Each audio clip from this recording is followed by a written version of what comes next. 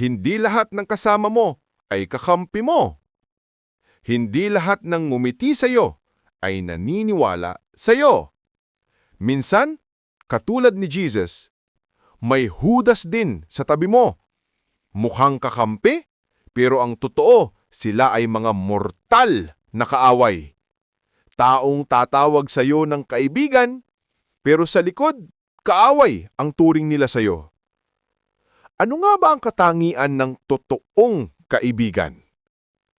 Proverbs 17:17 states, "A friend loves at all times." It emphasized that friendship endures at all times, not just during moments of ease or happiness. A genuine friend remains steadfast and supportive through both the good and the difficult seasons of life. Pero sa kabilang banda, hindi sila aksidente ang mga Judas sa buhay mo. Minsan, kailangan mo silang makilala para matutunan mong piliin ang tiwala mo at mas lalo mong mapahalagahan ang mga totoo. Because even betrayal can lead you to your purpose.